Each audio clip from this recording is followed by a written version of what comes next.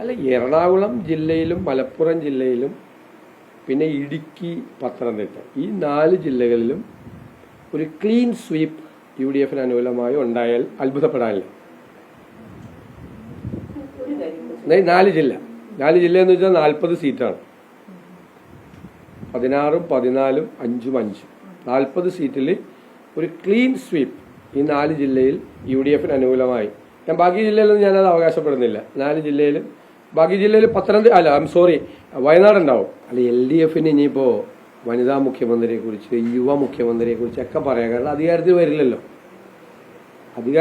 അവർ. അപ്പൊ അധികാരത്തിൽ വരാത്ത സാഹചര്യത്തിൽ വനിതാ മുഖ്യമന്ത്രിയെ കുറിച്ചോ യുവ മുഖ്യമന്ത്രിയെ കുറിച്ചൊക്കെ ചർച്ച ചെയ്യാമല്ലോ അവർക്ക്. അവര് ശ്രീ പിണറായി വിജയന്റെ നേതൃത്വത്തിൽ അദ്ദേഹത്തിന് മുന്നിൽ നിർത്തിയിട്ടല്ലേ മത്സരിച്ചത്, അല്ലേ? 10,000 ബോർഡ് പിണറായി വിജയന്റെ പടം വെച്ചിട്ടല്ലേ അവർ മത്സരിച്ചത്, അല്ലേ? പിണറായി 3 എന്നല്ലേ അവർ പറഞ്ഞത്. അവരുടെ ക്യാമ്പയിനിൽ എല്ലാത്തിലും 3ാം പിണറായി ഭരണം എന്നല്ലേ പറഞ്ഞത്. അപ്പൊ ഇപ്പൊ വനിതാ മുഖ്യമന്ത്രിയെ കുറിച്ച് ഭരണം ഒരു കാരണവശാലും വരില്ല എന്ന് ഉറപ്പുള്ളതുകൊണ്ടല്ലേ.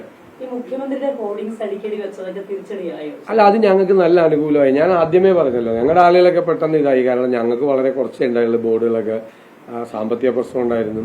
അപ്പൊ എല്ലാവരും പെട്ടെന്ന് ഡൗൺ ആയി. അങ്ങനെയല്ല ഇലക്ഷൻ കാലത്ത് പ്രവർത്തകർ. അപ്പൊ ഞാൻ പറഞ്ഞു സമാധാനിച്ചോ, അത് നമുക്ക് അനുകൂലമായി മാറുമെന്ന്. അമിതമായ പ്രചരണം അത് സർക്കാരിന്റെ കാശുകൊണ്ടാണ് നടത്തിയതെന്നുള്ള ബോധ്യം ജനങ്ങൾക്ക് മുഴുവനുണ്ട്. സർക്കാരിന്റെ പണമാണ് ഉപയോഗിച്ചത്.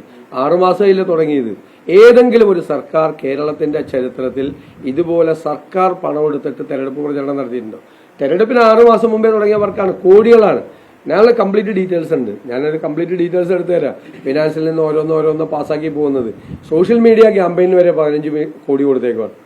Social media campaign. ഗവൺമെന്റ് എവിടെയാണ് സോഷ്യൽ മീഡിയ ക്യാമ്പയിൻ നടത്തുന്നത്? ഗവൺമെന്റിന് വേണ്ടി സോഷ്യൽ മീഡിയ ക്യാമ്പയിൻ നടത്താൻ വെച്ചിരിക്കുന്ന ആളുകൾ മുഴുവൻ പാർട്ടിക്ക് വേണ്ടിയിട്ടാണ് അവിടെ വർക്ക് നടത്തുന്നത്. എന്നിട്ട് സർക്കാരിൽ നിന്ന് ബില്ല് കൊടുത്തേക്കാണ് 15 കോടി രൂപ. നമ്മുടെ പൈസയാണ്, നമ്മുടെ നികുതി പണമാണ്.